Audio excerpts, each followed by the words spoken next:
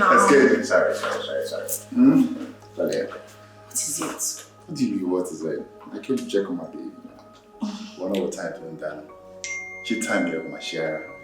Because the time is late. Commenting Bashir Talufe Bamishi. Talufe Bamishi. Tell you, I don't know what No. She better when she's ready. Stop. Because of my kitty, I will buy a boy, you share everything. I put on my shit.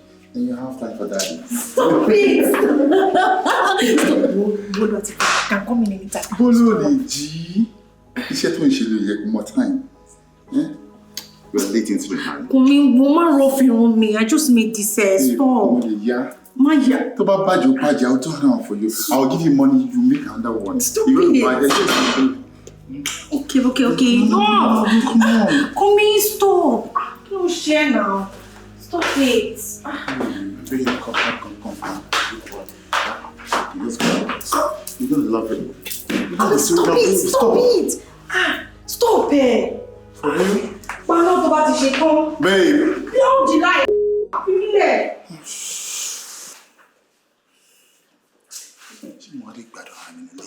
At least anywhere, anytime, you're supposed to keep it to me where I want.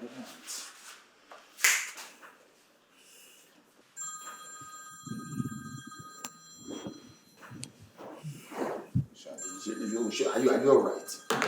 You tell Mom there more time they came out things. You don't put your finger in the first place.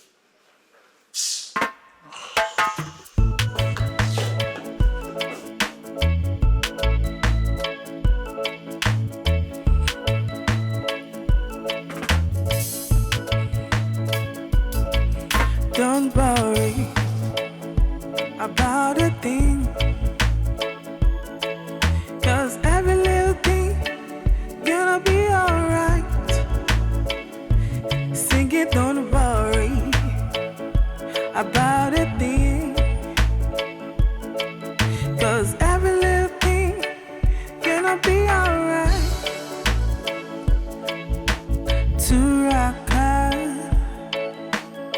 where the leko shagiri tabashuku. Babe, look at this. What do you think? I'm too obsessed with black.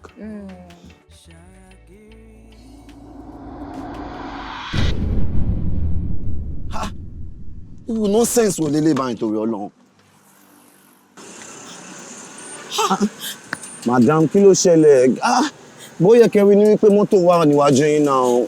Mo wá ṣọ́ ní wípé ń tẹ fún yín ní bẹ́ ṣe ń drive, because tẹ́ bá máa tẹ fún ẹ máa rí ní wípé mọ́tò wà níwájú yín. Ẹ jọ̀ọ́, ẹ má bínú. I'm really sorry. Ẹ jọ̀ọ́, ẹ fún mi ní few minutes. Oh Lord. Ẹ jọ̀ọ́, ẹ fún mi l'account number yín kí n send owó sí yín kẹ́ lè fi tún mọ́tò yìí ṣe, because me ti Like, I don't get. Kí n fún yín l'account mi kẹ́ send owó sí mi. Like, do I look like someone that can do my car or what happened? No. Fine. Tó bá jẹ́ ní wípé bẹ́ ṣe ń drive bọ̀, ẹ máa tẹ fóònù ni. Ẹ máa rí ní wípé mọ́tò wà níwájú yín. The next thing you have to say is, let me have your account, I want to send you money. No.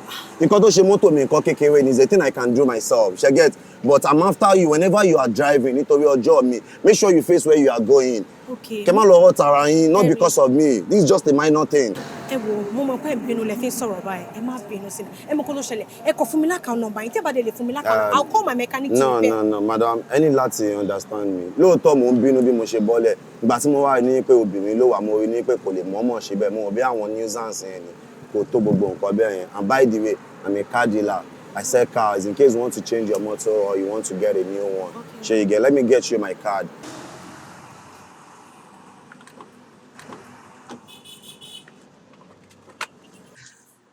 Here is my business card. Oh, okay. So in case you want to change your car, just give me a call. Yeah, it's fine. Bye. Thank you. All right.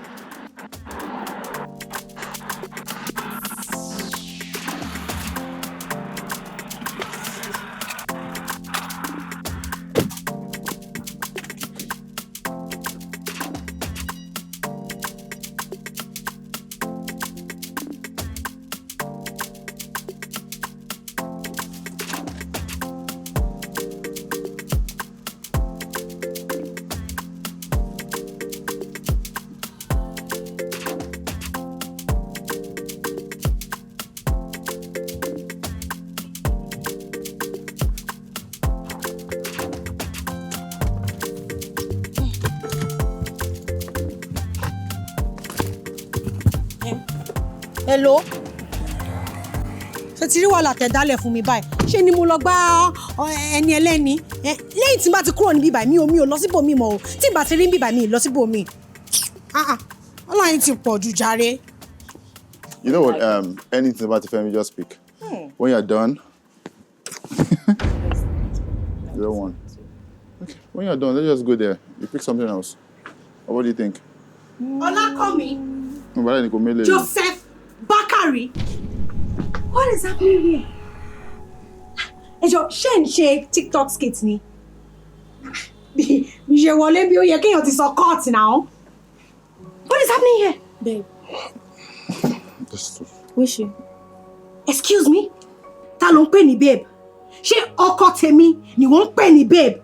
Ló lá ẹnu ẹ gbàgà láì ṣe kókó. Sade, you know what? Ọkọ tèmi ló pè ní babe. Morayo, it's okay. Okay. Calm down now. No, what's this nuisance? Are you stupid? Calm down. Èmi ló pè ní nuisance. No, come in, hold on. No. Hold on. Hey, Just nuisance. take it easy, okay? At this point, My dear, look at this picture. That is our child. Morayo, listen. Relax. Okay, just Come calm down. Where's your ring? You don't ring, girl. You don't ring. Stop. Please, stop. Okay? Stop. It, please. Just cool off. Oh, I should cool off. I'm a mad person. You want more baby ta walele? Koto gbe kan shower you want see me by. Don't. Come in. I knew it. Shadi, I'll talk to you about everything. Are you crazy? Kill me. Calm down, Femi. Come in. You see, I will not make too much noise. Tí bá ma fi butter ni me by. Tí mi ò bá pàdé ẹ níta. Problem ma wà. Aṣẹ́wó. Ó tún bá mi wọ black. Ó ń bá mi du ọkọ. Ole. Shadi, just calm down, okay? I explain everything fine. Ṣùgbọ́n. Morayo.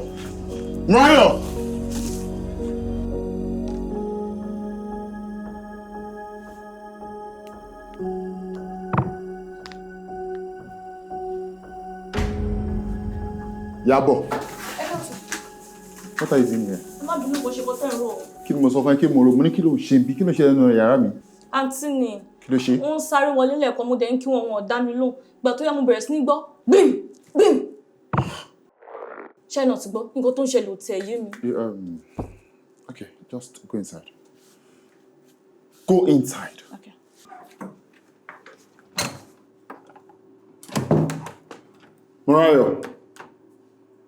Morayo, tí ẹ ṣílẹ̀kùn jẹ́ kí n ṣàlàyé fún ẹ náà. Morayo, at least listen to me now. Tí ẹ ti gbọ́ nǹkan tí mo fẹ́ sọ náà. Excuse me. What's all this? Come in, please. Kí tó ṣe báyìí náà? Ọmọ tó rí pẹ̀lú mi ọ̀rẹ́ mi lásán ni. She's just a friend. Kò sí nǹkan láàrin mi àti ẹ̀ náà. Okay, kó dé ògbó level yìí náà. Come in, you are a liar.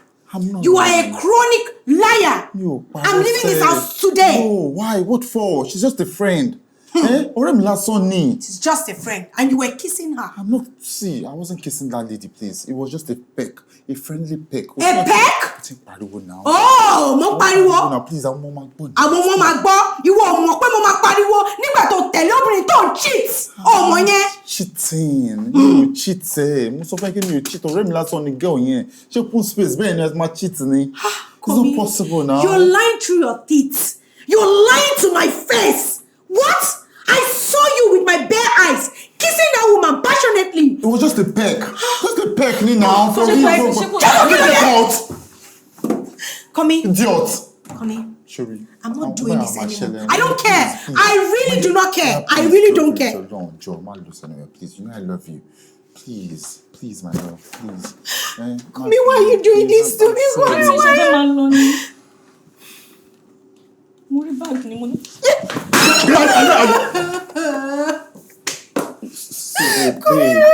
Ọlọ́gbọ́n ló lè dorí ẹja mú, onísùúrù ló lè ṣẹ́gun ayé. Ọlọ́gbọ́n ló lè dorí ẹja mú, onísùúrù ló lè ṣẹ́gun ayé. Ṣé ya wèrè ni? Kí ló ń ṣe mi bẹ́ẹ̀? Wo bí wo okay ẹ fẹ́ ra mọ́tò yẹn mọ̀ pé mo wà nínú ọ́fíìsì àbí? Ẹ ya wèrè ni, kí ni problem yìí? Kọ́ sí kó mẹ́rin jàre. Olórí burúkú. Tó yẹ pé bàbá àti ìyá ẹ̀ ló ní àwọn mọ́tò yẹn. Ṣé o máa ṣe bẹ́ẹ̀ yẹn? Àwọn tatu lele tó ń pè yàn gan báyìí, Hello? Ta ilé kíní?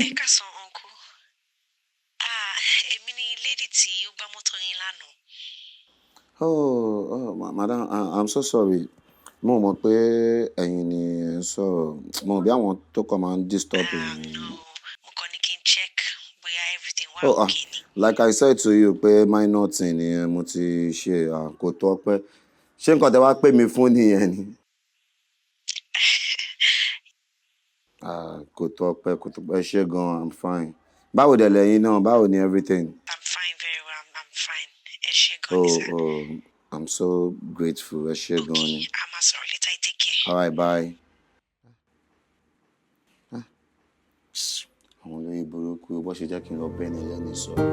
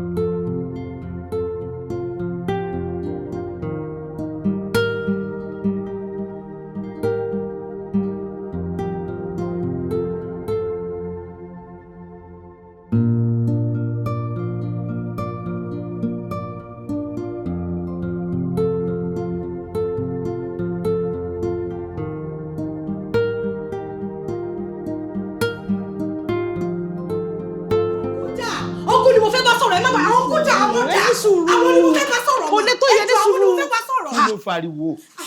Ẹ wo, ẹ jẹ́ kí n sọ kan fún yín Daddy. Ọ̀rọ̀ tó bá gbọ́ ariwo, èèyàn kì í fi sùúrù sọ. Ṣé kíkí tó fẹ́ kí mi nìyẹn? Mo ṣe ń bá sọ mo dẹ̀ ń bá sọ látọ̀ ìkókó tiẹ̀ ní sùúrù kò tiẹ̀ dá mi lóhùn, ó kàn já wọlé ni. Kí ló dé? Okay, kí ló ṣe ẹ́ tó ń pariwo?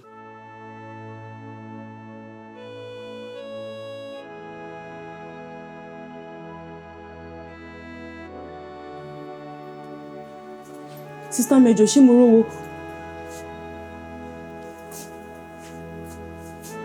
Sister mi, kí ló ṣe yín? Sister mi! Kí ló dé yín ṣe bí opó báyìí? Ṣéyàn kú fún wa ni, kí ló ṣẹlẹ̀?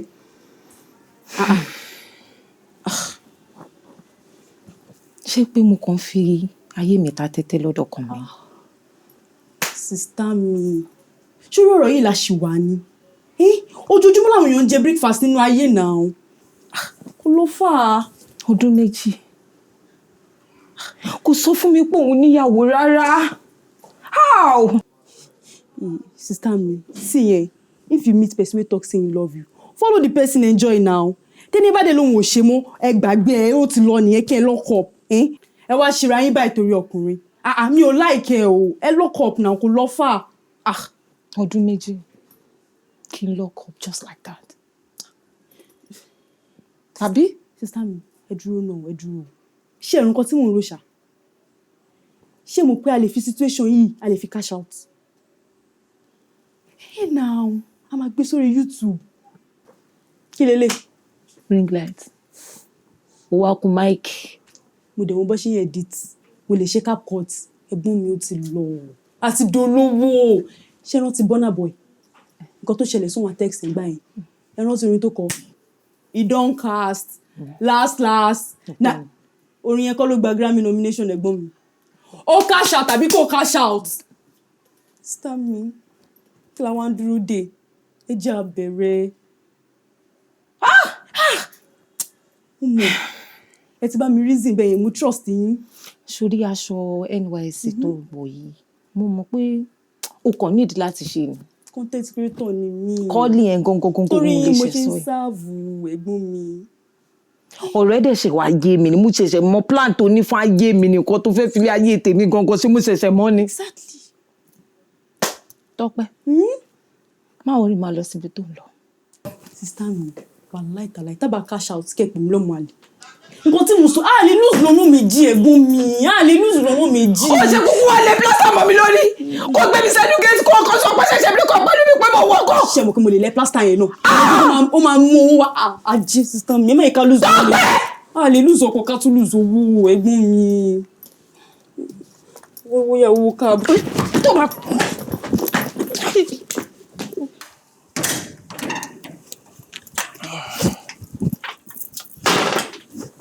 Tọ́pẹ́, how are you? Ẹ rí bí mo ń wò yín. You are so full of scum and shit, bro. Ṣé Sade wà nílé? I mean, your scum is literally choking me. Please let me call Sade.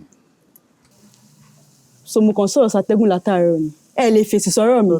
No, má get me wrong. Mo ò lè sọ̀rọ̀ sàtẹ́gùn. What I'm saying is, nǹkan tó wà nílẹ̀ yìí ó ju ọgbọ́n orí ẹ̀ lọ. Yes, there's no way I will explain to you that you comprehend. So mo ò ní lè comprehend àbí. Mo kéré sí àbí. Wàláì tí bá jẹ́ kí ẹ rí ẹ̀gbọ́n mi, ẹ pè mí lólórí ọmọ àlè. Tọ́pẹ́, pàdé mi mà ní ẹ̀. Nínú ilé yìí, you know, me and you we did together now. So ẹ mọ̀ pé pàdé ni mi àbí. Nígbà tó rọ yìí ti ṣẹlẹ̀, ẹ ṣẹ̀ṣẹ̀ ń kẹ́sẹ̀ yín lẹ́sẹ̀, ẹ ṣẹ̀ṣẹ̀ ń bọ̀ lẹ́nu yìí. Ẹ wá sọ ẹ̀gbọ́n mi jọ pọ̀ sọ gangan. Just dey make am dey cry like say she never see man before. You know nice now. Ǹjẹ́ mo sọ pé pàdé lè mi àti at least. Ta ló ń pè mí jàre kó jẹ́ kí n insult bọ̀bọ̀ yìí jàre wọ́n dis. Ẹ send owó sí mi. So ẹnu yìí o lè fi rẹ́rìn. Kí ni kí n fowó yẹn ṣe? Owó tó wà lákàntì ẹ̀ owó ẹ̀ ló ń pè ní owó gbà má bínú. Mo bínú o nǹkan tẹ́ ṣe fẹ́ gbọ́n mi ò dáa o. Nítorí ẹ̀ lè náà fi appease àwọn gods. Ẹ ti mọ weak point mi. So owó ní weak point ẹ. Owó ní weak point mi náà. Owó wọn lọ sókè látàárọ̀. Bọ̀ kò sí wàhálà ẹ lọ rí wọn àmọ́ bí tọmọ tí wọn náà máa dé.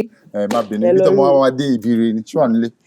Sí wàhálà wà nílé. Wọ́n lọ pípé ni àbí. Wọ́n lọ pípé ni. All right, very good time. Ẹ má ṣe bẹ́ẹ̀ mọ́ o. Má bínú mo ní ẹ má ṣe bẹ́ẹ̀ mọ́ o. Mo ní ṣe bẹ́ẹ̀ mọ́. Our husband.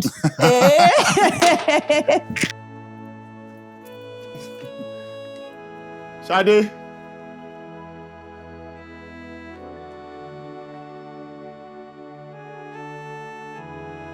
Sade.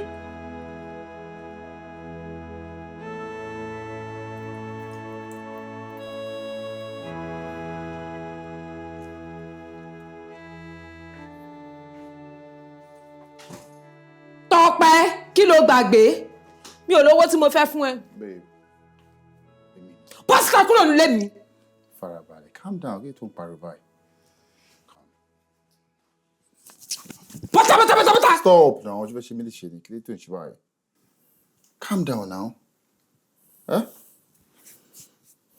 Kí ló tó ń ṣe báyìí now, já sọ̀rọ̀ now. Kí lójú òrìrì, ṣùgbọ́n ní kí ni yóò ṣẹlẹ̀ rí, a fi ń dẹ́rù bọ́ lọ́rọ̀ ni. Ṣobí tẹni tó ti níyàwó àtọmọ ni. Ẹ̀yẹn náà wọn akọ kí ni ó ṣẹlẹ̀ rí, ṣé ẹ̀ náà ó ṣẹlẹ̀ rí ni. Mo níyàwó àtọmọ, but mo nífẹ̀ẹ́, ṣó dífẹ̀ẹ́, ó dín nǹkan tí mo ní fún ẹ kù ni. Gbà mí. Yes. Èyí tó wà ń lé, my wife, you my girlfriend.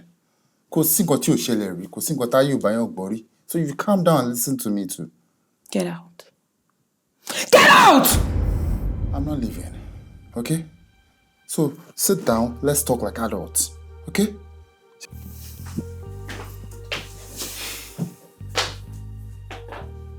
See, babe, I know you're still very pissed at me.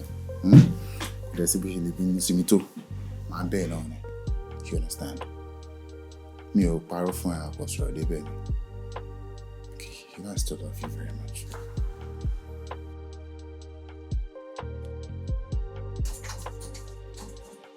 Ẹ̀gbọ́n mi kí la máa jẹ fún? Ta ni mò ń wò yìí? Ẹ̀gbọ́n mi. Ṣé bójú ṣe rí ìrè ta fi yan òbí lọ́jà ẹ̀dẹ? Dẹnu burúkú sọ̀hún jèrè. Níbo ló ti rówó tó ń pa? Kí ló dé tó ń pòwe nínú yàrá mi? Àjọ nítorí Ọlọ́run ṣòwò ló ní boyfriend ni. Ṣé yàrá ẹ̀ ni mo gbé wọ ni? Ẹ̀gbọ́n mi tún lẹ́nu ọ̀rọ̀. Kí ló dé tó máa wọnú yàrá mi gan-an ṣe fi láìkúnlẹ̀kùn? Ó yá pátápátá jọ. Òṣìlélẹ̀ yìí o. Ìwọ̀n kó tó ń wá kiri, ó máa rìn kiri gbogbo pàdé bí. Madam, kí ni ń pẹ́ jù? Àwọn bribe tẹ̀ tún máa ń fún wa pé ká má bàa fura pọ́npẹ́ ẹ̀ tó fún wa. Ẹ ká sọ. Ọkùn ṣàlàfíà ni. Pẹ̀lẹ́. Ẹ ká sọ. Ọjọ́ àjẹwọ́ ń lé mi mọ̀ pé nìkan kan wà ń bẹ̀ yẹn o. Pẹ̀lẹ́. But mo sọ fún ẹ pé tó bá parí níbi iṣẹ́ ni kò wá. Àwọn kò bẹ ṣe pè mí ẹ̀ mo rí pé pípé yẹn máa wà important kí n tètè máa bọ̀. In fact, mo lè dúró kí n close. Ok, jẹ́ àṣẹ pápápá kò lè padà sẹ́nu iṣẹ́. Ok, sir. Pẹ̀lẹ́. Gbọ́ kí ló ṣẹlẹ̀ láàrin wa àti Morayo? Kò sí anything, sir. Àlàáfíà la wà, sir. Àlàáfíà lẹ́wà. Bẹ́ẹ̀ni, sir. Ìyàwó ẹ̀ wá bí wàá fẹjọ́ sùn lórúkọ tilẹ̀kùn rẹpẹtẹ. Kò sí nǹkan kan, sir. Kí ló sọ pé ó ṣẹlẹ̀, sir? Tí ẹ̀gbọ́n mi ṣe filẹ̀ bora bí aṣọ báyìí, màmá ẹ̀ kò fẹjọ́ ọmọ sùn rí pé òun bá obìnrin lábẹ́ wọn. Kí ni ìwọ rí lọ́bẹ̀ o? Yes, sir. Kò yé mi nǹkan tẹ́ ń sọ. I don't understand, sir. Ṣé o rántí ìwé òwe orí 6 ẹsẹ̀ 22?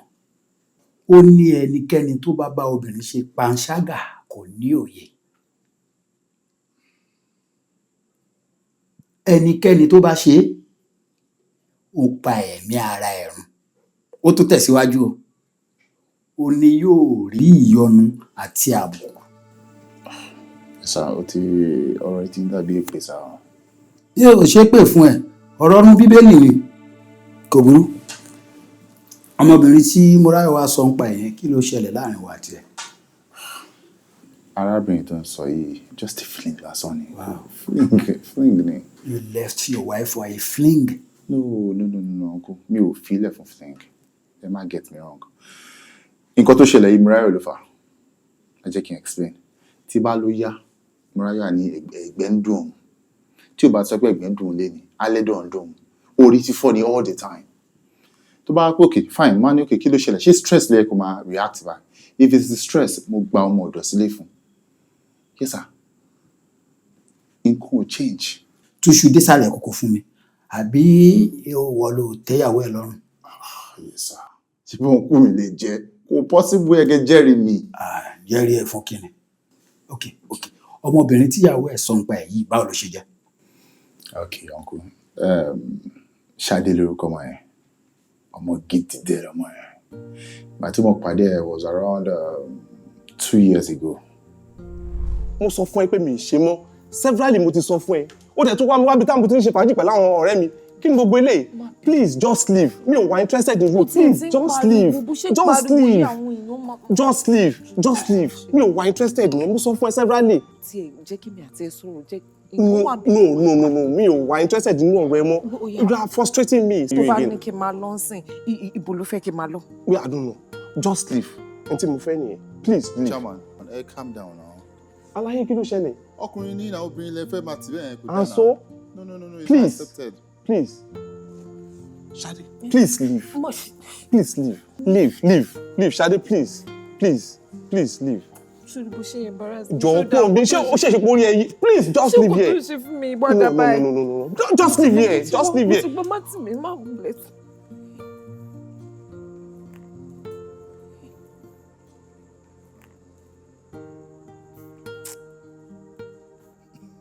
Mama, how are you? What's your big issue? Oh, what car brand, Mabi? Let me help you. Kí ló dé náà? Tí mo fẹ́ fi help ẹ. Kí ló ṣẹlẹ̀? Ṣé ẹ ya wèrè ni? Èmi ní sùúrù, ẹ sì ń ṣe àgbésíra wọn. Èmi kọ́ mo rànjú mọ́ ilé nǹkan o. ẹ jọ̀ọ́ ṣé mo dúró lé yín lórí ni ṣé mo tọrọ fún help ni ṣé mo ní kẹ́ help mi ni àbí kí ló dé náà bẹ́ẹ̀ ṣe máa dá sọ̀rọ̀ tí ó kàn yín nìyẹn ẹ̀yin náà la bá ń di ẹ̀yin náà lọ́mọ wa ń bá ń bí ìpàṣẹ yín náà lọ ń tọ̀ gbogbo àwọn àwa tẹ́ ń wù bí náà ló jẹ́ kó máa ṣòṣì. Kí ni problem yín now? But mo send description sí yín. Tẹ́ bá ti dé junction, ẹ yà by the right kẹ́ máa bọ̀ straight. Ebi ń pààyàn now, kí ni gbogbo rubbish yìí? Ẹ dá mi lóhùn jàre.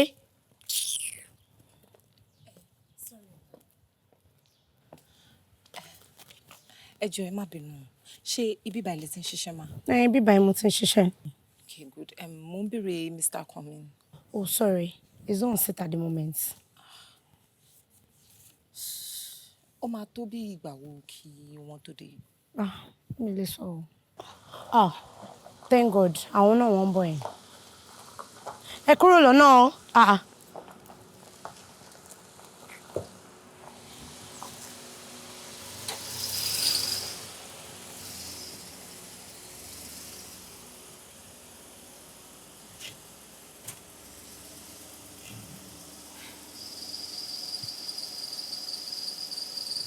Sorry.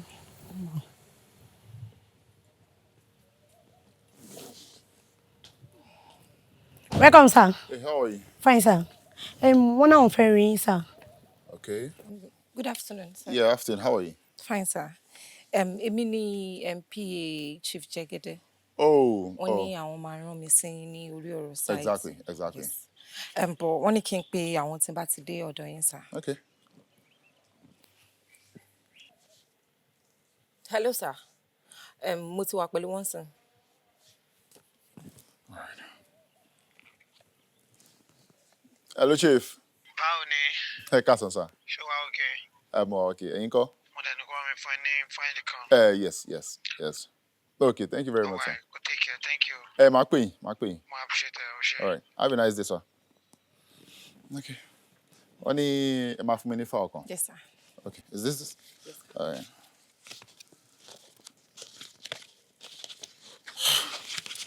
Mo ti rántí ìṣẹ̀lẹ̀ kan ṣẹlẹ̀ ní last week Friday.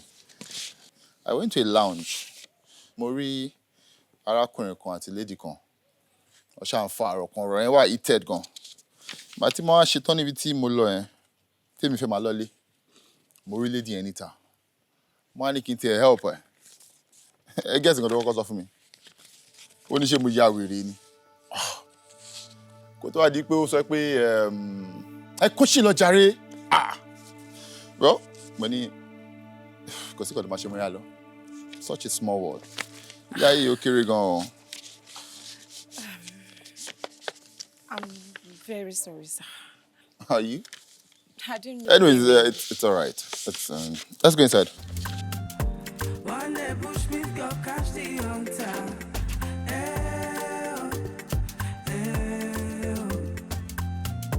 One day push me, go catch the hunter. Baron in the shade. Odo Obakun.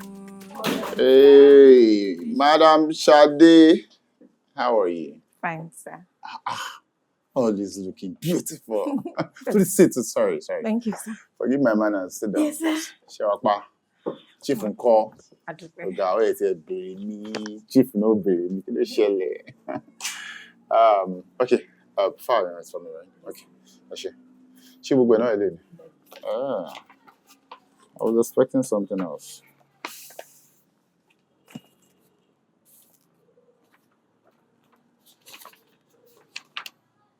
Oh, okay. Gbogbo ẹ̀ lọ́wọ́ àbẹ̀. Ṣé okay? Should I offer you something? Mo okay, sir. No, feel free now. Mo okay, sir. Okay. Ẹ má ní mo trespass o. Ṣé understand? Okay, sir. Mo ń wò pé kí ló ṣẹlẹ̀ gangan lọ́jọ́ yẹn. Ọjọ́ tí a pàdé yẹn pé kí ló fà because your face ojú tí mo ń wò yìí ojú tó tutù ni. You are a pretty lady fún situation tí mo ti bá yín yẹn. Mo wá pé kí ló lè ṣẹlẹ̀ but tẹ́ ẹ bá fẹ́ sọ mo wá láyé pé mo overstep boundaries mi. Mo kàn fẹ́ mọ̀ nǹkan tó ṣẹlẹ̀ ni kí ló fàjà gangan náà.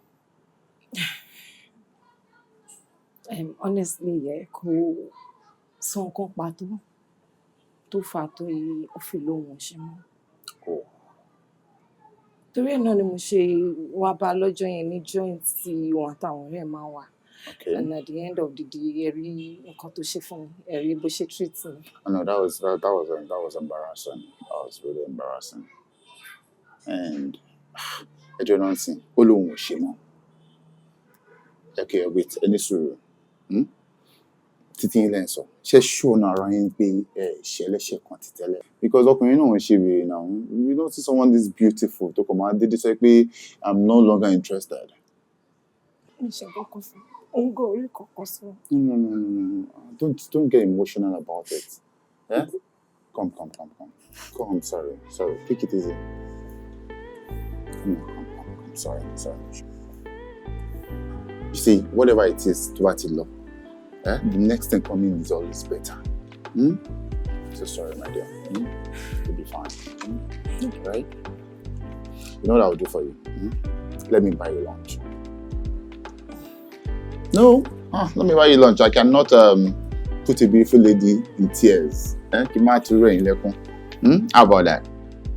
Don't say no. Okay, sir. All right. I'll meet you downstairs. I got tidying up. Sure.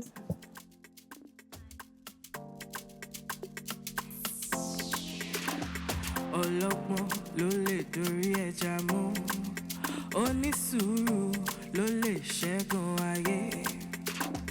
Ọlọ́gbọ́n ló lè dorí ẹja mú, onísùúrù ló lè ṣẹ́gun ayé. Two can play the game, even four can play the game. Two can play the game, even four can play the game.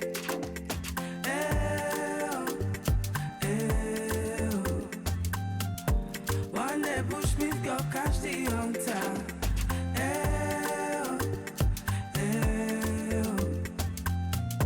One day bushmeat go catch the hunter.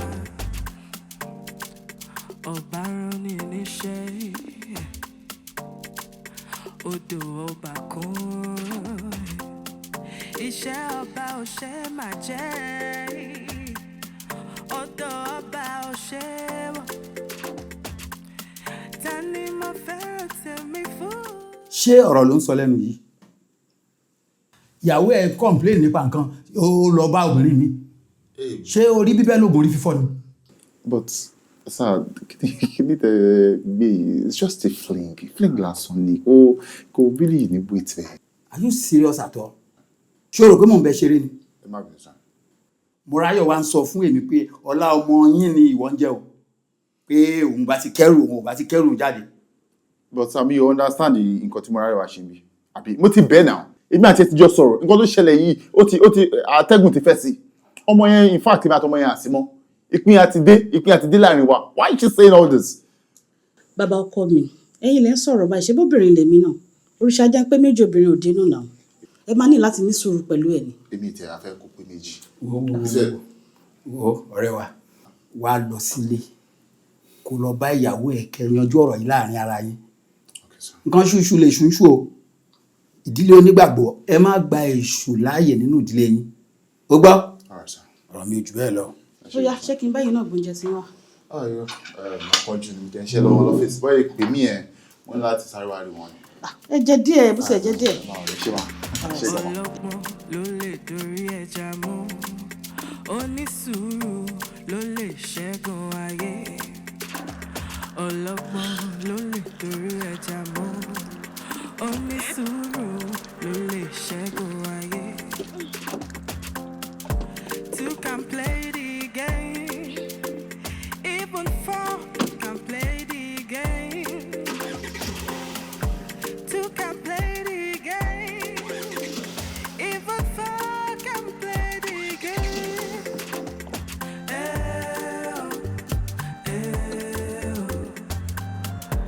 One day bushmeat go catch the hunter.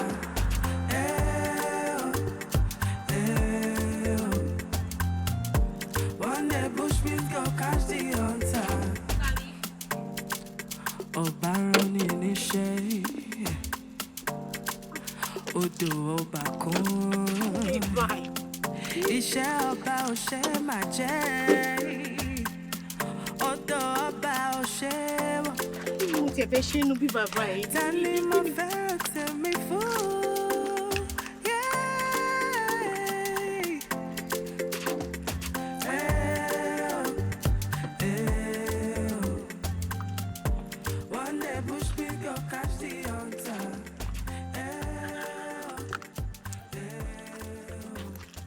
Hello? Soji, jọ̀ọ́ má bínú pé mo gbé ẹ ní dàí. Má bínú sí mi, mọ́tò mi ló takú. Mọ́tò yìí dẹ̀ ti fún mi sign, ó ti ṣe díẹ̀ bọ́ èmi ò tiẹ̀ kọ́ bí ara sí. Ò sí lára òdìkẹ́ wà lóṣogbo. Soji. Okay, kò sí problem. Má pè é later, má jẹ́ kó mọ̀ ó ṣe. One day bush pick up catch the hunter.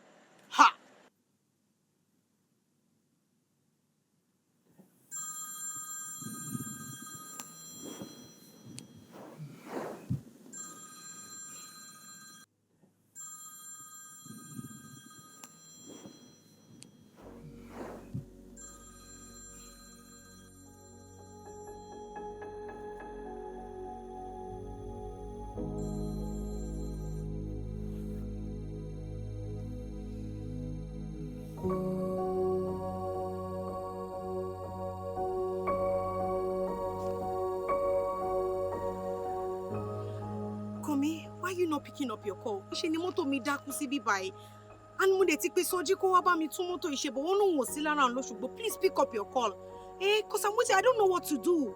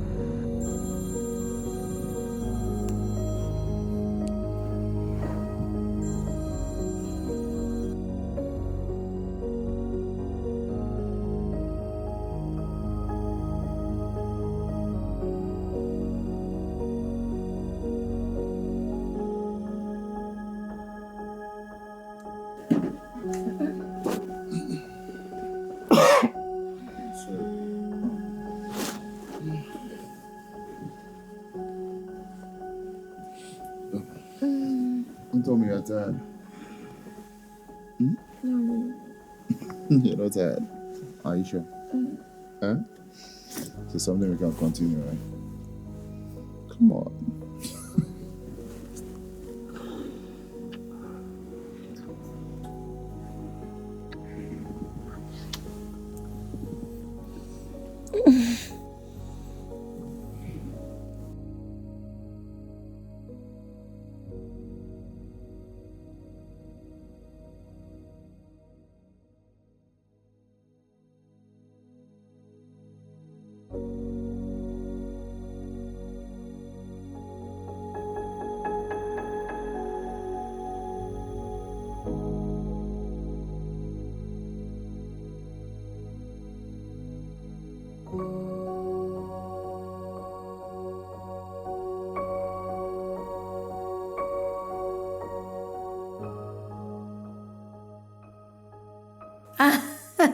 Ẹ ṣé Mr. Demola, in fact ẹ ṣé gan ni ọpẹ́lọpẹ́ yín láyé mi ká ní pé ẹ wá lánàá.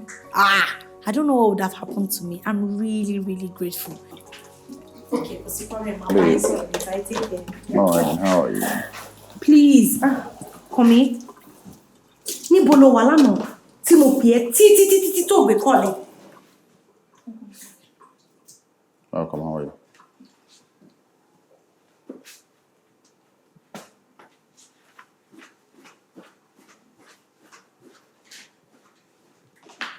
Even though I'm my hair and guy, are you supposed to do it in front of the Yabo? That was not the question I asked you. Where were you yesterday? Right. I called you, didn't I? I told you I'll be in a meeting for a very long time. So time. Didn't I tell you that? Oh, so your meeting was still after 10, right? Oh, tell they step aside, let's be call you aware. Are you serious? Did you call me? I did call you. You did not call me. Okay, why would I want to meet your call? What for? So come here, so for me, pé orí mi ò pé, mi ò mọ̀ yàtọ̀ pé kéèyàn péyàn, or kí n call má lọ. Okay, calm down. I'm calm. I didn't see your calls. You didn't call me. I was in a meeting all through. If you had called me, I would have stepped aside to pick your calls. Oh, so I'm stupid. Sorry. I'm not saying you're stupid. I didn't see your calls. Me, was stupid. Me, recall your me. That's what I'm saying. Okay, look at this is it. You know how your phone operates, right? This is my missed calls. Okay. No problem. I know what you're doing. Come hold on. What is this? Kami, what is this? But it is not here too now. Because you deleted it. Kami, I called you 12 times. I sent you a text message. I even sent you voice notes. I didn't get any of this thing. Rio. I didn't say, okay, fine. 12 times, calls, messages, but none came true. It's a normal thing. Jerry, network can you see. Only Mark Payon. Go ring the take, it's normal. It didn't get to me. Kami, it's the way you're lying for me. It's the way you're talking. You're sweet talking me for me. Kami, I know my car stopped. I sent you a voice note. Nígbà tó yá, mo pe Soji. Pé o Soji o mọ́tò, ìwọ ló máa tún mọ́tò ṣe wá bá mi ṣe mọ́tò. He said he was in Osogbo. I called you títí tó fi gbé call ẹ. See, I'm sorry for calling and bí a kò dọ́dọ̀ tèmi. O lè pè lóòótọ́, o lè send voice note, but I didn't receive any. The breaking down of the car, I am sorry, but this is not my fault. Please, can you leave? I don't want to. What do you mean you don't want to talk to me? We are resolving an issue here. Can't we talk about it? Lord. What is wrong with you? I didn't see it. You are a chronic liar, Kami. You are a chronic liar. I'm not doing this with you. Ìwé ilé ìbẹ̀rẹ̀ pẹ̀lú àwọn ọ̀gá mi báyìí. Fi mí lẹ̀!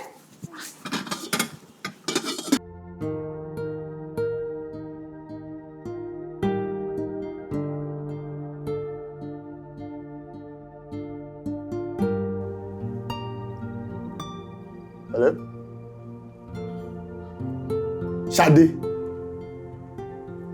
kí ló tó ń pè mí? Why are you calling me? Ṣé mi ò wọ́n ni ẹ̀ tó ni? I said don't call me again. Má pè mí mọ́, má pè mí rárá. Don't call me. Don't beg me. Má pè mí. What is your problem? Ṣé títọ́ àlórí ẹ̀ ò fi gbọ́ràn ni àbó òun ronú mọ́ ni? I said I don't want you again. I don't want you in my life. Don't come close to me. Don't call me. Don't try to contact me. Is it not enough reason?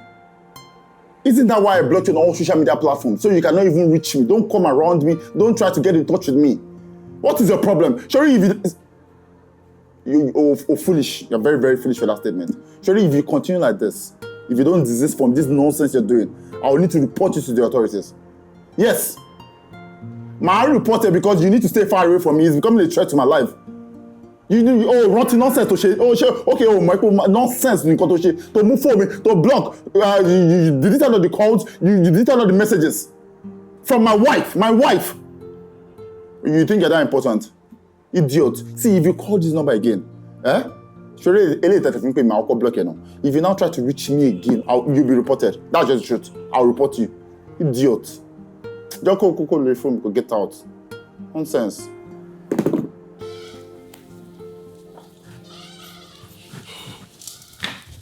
Kí ló ń ṣe bí?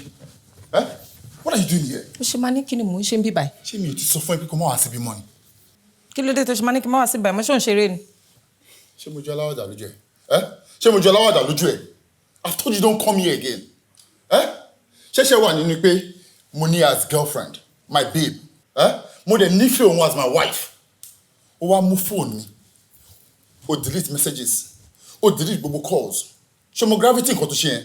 Ṣé mo rí ewu tó wà lọ́jọ́ kìíní àná? Inú ewu wo ló wà tó fẹ́ dí ìgbádùn èmi àti ẹ lọ́wọ́? Oh, really? Ìgbádùn tó wá ń sọ yẹn, èmi ló dópin. Yes, because I'm no longer interested. I don't want to see you here. I don't want to see you around me. I don't want to see you anywhere that I am. Okay? So get yourself and leave this premises because I am done. Get out! Wá padà wá síbí báyìí. Dán pẹ̀lú àwọn ògùdù. Padà síbi tó ti ń bọ̀. Àní padà síbi tó ti ń bọ̀. Bá mi dọ́gba aṣọ ìṣiyèrè ni. Wá orúkọ kan lè lo mẹ́sẹ̀jì fún bí odidi ọdún méjì. Odidi ọdún méjì. Kò wá ní pé you are done. Bó ṣe máa ń dán nìyẹn. Àbọ̀dọ̀ ìbúrúkú nìyẹn. Máa já sí wọ́wọ́. Wọ́n máa sáré já wa mọ̀ láti. Kí ló ṣe ẹ̀ náà? Wá mi ò ṣe wèrè fún ẹ rí o. Má jẹ́ kí n bẹ̀rẹ̀ báyìí o. Má jẹ́ kí n bẹ̀rẹ̀ báyìí o. Fún ara ẹ̀ ní kí n lọ. Má sáré ṣe wèrè fún ẹ. Torí pé òní pé kí n ṣe wèrè fún ẹ rí àbí. Àǹtí tí yóò ní bàjẹ́ o. Tí yóò ní bàjẹ́ o. Oga, please. Oga, please. Get yourself inside. Go inside. Please, sir. Leave me alone. Wá, àǹtí ẹ̀ dúró. Yẹ́ wọ́n pa mí o. Àǹtí ẹ̀ dúró. Ẹni sùúrù. Máa lọ. Ẹni sùúrù. Ẹni sùúrù. Ẹ calm down. Ẹ calm down. Ẹ calm down. Ẹni sùúrù. Obìnrin ni yẹn ní láti máa jà. Ẹni sùúrù. Mo ti bá mu. Ẹni dúró. Mo fẹ́ mú fún mi. Má bá yín mu. Ẹ jẹ́ má bá yín mu. Ẹni sùúrù. Ẹ yẹ kí n bá yín mu fún yín. Má bá yín mu. Ẹ má lọ. Ẹ má lọ. Ẹ má tẹ̀lé wọn. Ẹ bá tẹ̀lé. Yẹ́ àǹtí.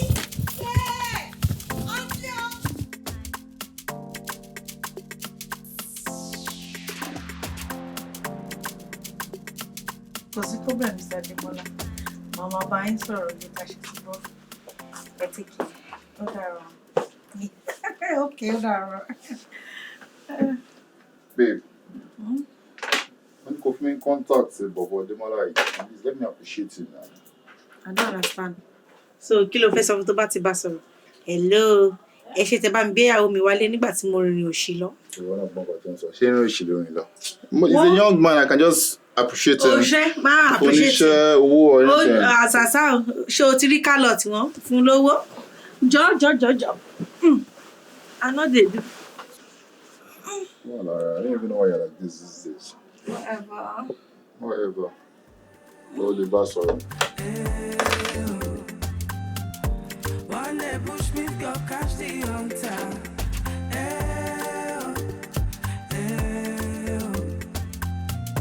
One day push me, go catch the hunter. Baron in the shade. Odo Obakun. Iṣẹ́ ọba ò ṣe máa jẹ́. Odo ọba ò ṣe. Ṣé mo pé ilé fàwọn nǹkan tó ń ṣẹlẹ̀ yìí? Ọjọ́ tí bòdà kan mi àbí kí lórúkọ ọjọ́ tó wá yẹn. Kí ló tẹ̀ ṣe lé wọn dànù? Ìwọ kọ́ lè jẹ́ kó wọlé tó ṣílẹ̀kùn fún mi. Ẹ̀yin ṣe jẹ́ kó dúró. Ṣé mo rí wọn nínú yàrá yín lẹ́yìn ìgbà yẹn ni? Kò sẹ́jọ́ lọ́wọ́ ẹ̀. Mi ṣáà ní kẹ́ dáríjì wọn.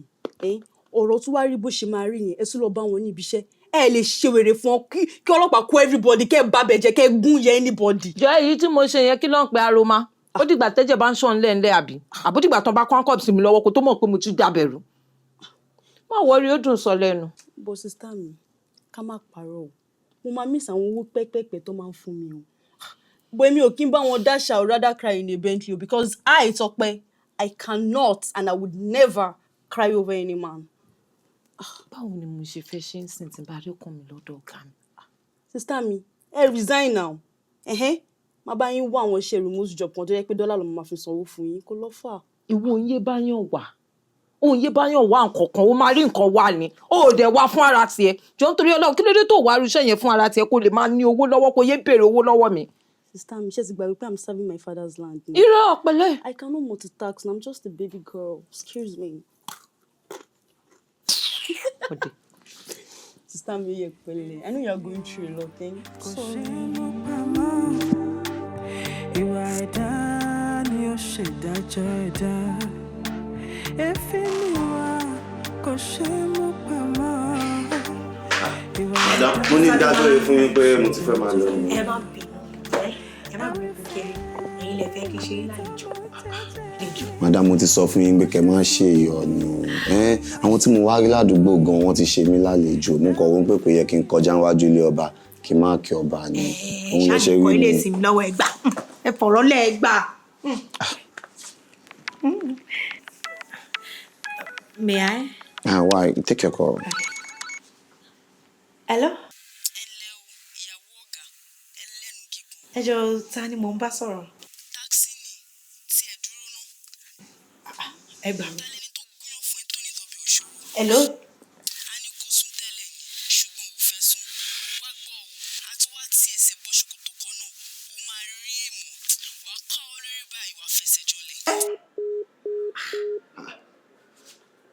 Ṣé àti ẹni yẹn ní jáàtì tẹ́lẹ̀ ni tó fi wá ń sọ̀rọ̀ báyìí sí yín? Mi ò mọ ẹni yìí rí. Private number ló fi pè mí. Mọ yóò dẹ̀ sọ̀rọ̀ báyìí sí yín. Àfìgbà tí kọ́mi síta bí ọmọ ọjọ́ mẹ́jọ. Ta ló ń jẹ́ Kọ́mi? Ọkọ mi ló ń jẹ́ Kọ́mi. Ọkọ mi. Oh my God. Madam, kí ni nǹkan tí ọkọ yín ṣe gangan? Ìyẹn má worry, ìyẹn ṣáà máa wo tí yín o. Ẹ má stress ara yín. I got it covered. No, madam. Ẹ lè ní pé kí n ṣáà máa wò náà, mo lè wà ní ìbàyí kí èèyàn kankan máa bá yín sọ̀rọ̀ bẹ́ẹ̀ kẹ̀dẹ̀ fíìmù pé mo ní lè ṣe anything. Ẹlẹ́dàá, Ọlọ́run dẹ̀ rí inú mi o. Àwọn òbí mi ò kúkú lé mi kúrò nílé wọn. Nítorí ọmọ mo ṣì wà nílé yìí. Kọ́mi. Ó dáa, kò sí problem. Madam, I take care easy. Ademola, let me see you out. I could take care No easy. problem, it's fine. Ó ṣe jẹ́ pé ìgbà tó travel yìí náà, ó ṣe jẹ́ pé ìgbà tó travel yìí náà pé, gbogbo traveling tó ń travel láti jọ yìí, gbogbo ẹ̀ náà láti rí yìí. Jọjọjọ má yọ mí lẹ́nu ìjọ tó lọ. Ṣáà sọ fún wọn kó má pè mí mọ́. Torí mi ò.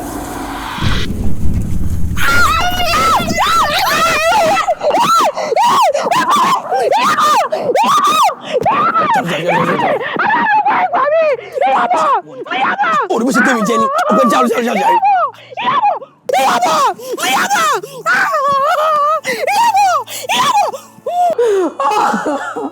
Wo fúnra tó bá ké látòní dọ̀là kò ní kí ìyàbọ̀ ò padà mọ́. Ó ti lọ. Tí ọkọ ẹ̀ bá dé àmọ́ bá ṣe máa lọ bá àwọn ẹbí ìyàbọ̀. Ẹ sọ fún mi, kí la fẹ́ sọ fún àwọn ẹbí ìyàbọ̀? Kí la fẹ́ sọ fún àwọn ẹbí ìyàbọ̀ kò ṣe? Kọ́mi. Morayo, kí làwọn nǹkan tó ń sọ yìí? Mo ní kó má sọ̀sọ́kúsọ mọ́. Kí ló kàn mí pẹ̀lú nǹkan tó wà nílẹ̀ yìí? Bólú ló fẹ́ gbà lọ́wọ́ mi tí ìyàbọ̀ dá sí tó ń gòmọ lọ́mọ lọ́rùn ọkùn. Mo dáràn. Sábàbí nìyẹn kọ́lọ́ má jà ṣe kò ń jábú. Kọ́mi, oyè ti padà fún wọn.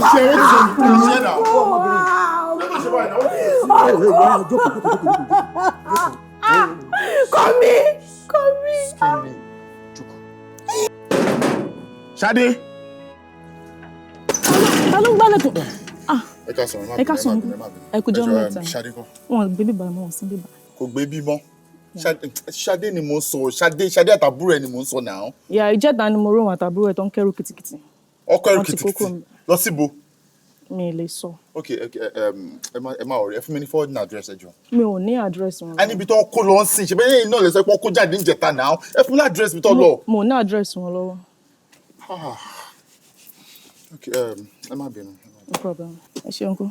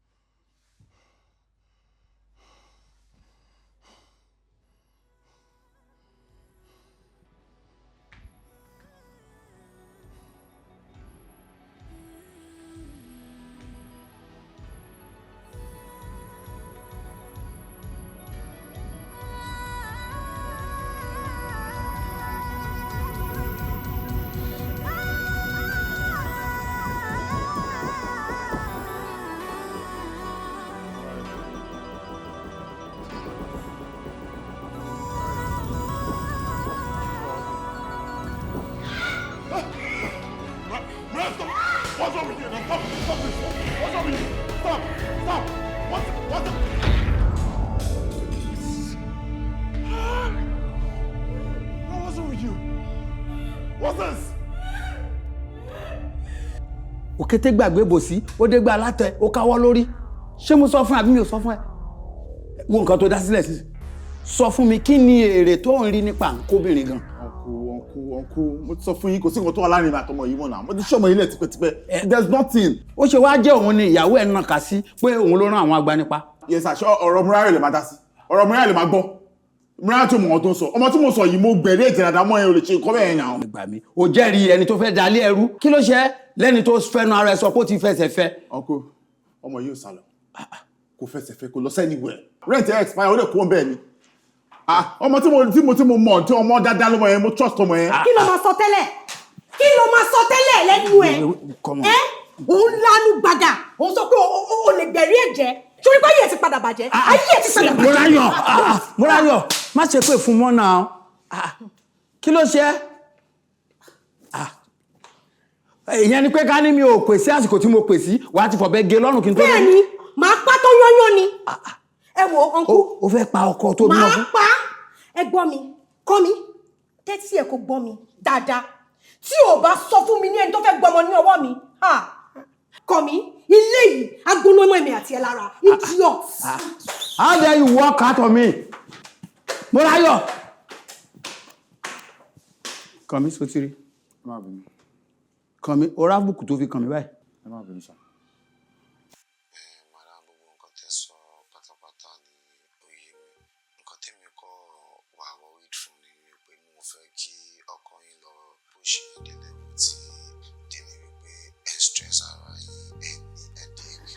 Mr. Demola gbogbo nǹkan tẹ́ sọ ni mo gbọ́ ṣe bẹ́ẹ̀ náà lè sọ pé tẹ́dá ò bá gba kádàrá á ṣàgbà kò dòrò ẹ má wọrí alátiṣe mi ló máa ti ṣe ara ẹ ṣé gan ni mo dúpẹ́ lọ́wọ́ yín. Demola, whatever it is your name is called. Má pè nọ́mbà yìí mọ́. Yes. Má ever pè nọ́mbà yìí mọ́. Ẹni tó ń bá sọ̀rọ̀ ìyàwó lé ni. As a matter of fact, you're talking to my wife. Ṣé gbọ́dọ̀ mo sọ? Idiot. Kọ́mi, what is this rubbish? Kí ni gbogbo eléyìí báyìí? So ó ti dé level tẹ pé ọmọ abọ́kùnrin sọ̀rọ̀ nílé àbí? Now you be calling and you be receiving calls in my house. Are you alright? Anyways, eléyìí mo fi fa ilé tì ní. Máì kí o ṣọmọ lọ́wọ́ ẹ̀ mọ́. Ṣé o understand? Máì kí nonsense tó ń ṣe yìí, máì kí o ṣọmọ lọ́wọ́ ẹ̀ mọ́. Tó bá wá ṣọmọ lọ́wọ́ mi kí ló fẹ́ ṣe sí? Tó bá ṣọmọ lọ́wọ́ ẹ̀. Kí ló fẹ́ ṣe sí? Tó bá ṣọmọ lọ́wọ́ ẹ̀. Bẹ́ẹ̀ ni mo sọ. Kí ni mo fẹ́ ṣe? Yes. Okay. Tó bá ṣọmọ lọ́wọ́ ẹ̀ tí n bá fọ́ fóònù yìí tí n fọmọ ẹ lórí pèmí lọ́mọ àlè. Ibi tó yẹ kó channel ẹ̀ lẹ́jẹ̀ sí o channel ẹ̀ síbẹ̀ yẹn abẹ́ gangan ọ pààyàn sábẹ́ ò rí ìwọ́n jẹ́ sí. Wọ́n pààyàn sábẹ́ mi ò rí kankan ṣe sí. Ta ló fà á? So it's my fault. Yes. So it's my fault. It's your fault. Were you not there? What could I have done about it? Ta ló fà á? You caused it. Ìwọ ló ṣe àgbèrè kiri tó fi lọ ṣe ìranù pẹ̀lú ọmọ Sade àbí kí ló porúkọ ọmọ yẹn. Because o ní ọgbọ́n. Orí ẹ̀ ò pé. Mi ò ní ọgbọ́n. Ká ní òun wò pé ọmọ èèyàn kan lọ́mọ yẹn náà jẹ́ ni. Nǹkan tó ń ṣe yìí kò yẹ kó máa ṣe ara. Ká ní ọgbọ́n ló lọ ni. Ṣé kò pè ní? Ọmọ lọ́mọ. Kọ́mi, did you just say that to me? I don't understand. Yes, and you are doing too much. And you need to take your time. Next time, it is my phone. It is called a personal phone. It is my phone. I can talk to whoever I choose to. Who bought it for you? I don't care. Okay. It's mine. You bought it for me, okay? That shows that I'm the man of this house. I provide for you. I care for you. I feed you. I clothe you. You understand? Tí bá ní mo fẹ́ kó wá inú ilé mi, mo fẹ́ náà nìyẹn. You understand? Tó bá tún bá àbọ̀ yẹn sọ̀rọ̀, àbọ̀wọ́kùnrin mi sọ̀rọ̀ inú ilé yìí. Because what you feel only expected. Now get your ass out of this place. What do you mean? Get your ass out. I want to walk. I will not live here. Don't push. Because the problem. Exactly. Idiots.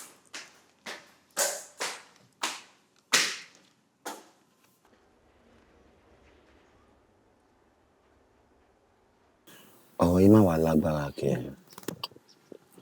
Bí tẹ̀lé mi ń pè tẹ́lẹ̀ àfìgbà tí ọkọ yín dẹ̀ bẹ̀rẹ̀ sí ní pè mí tó ń threaten mi.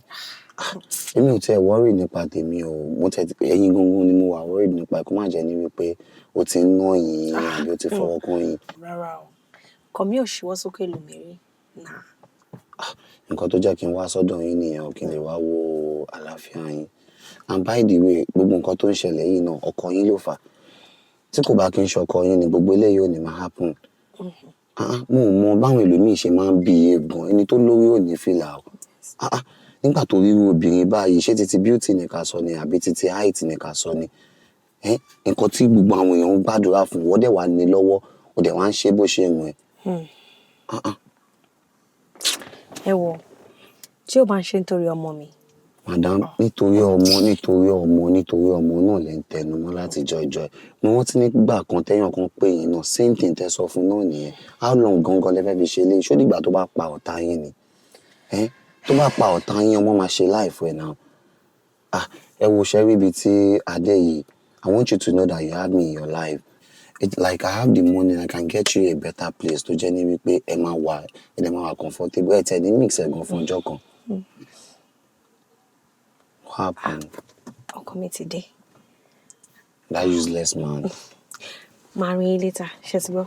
Alright, no problem. Take it easy. It's fine. Ẹ̀yin gangan ni kẹ́sà mi sùn pé wà fine. Cause problem.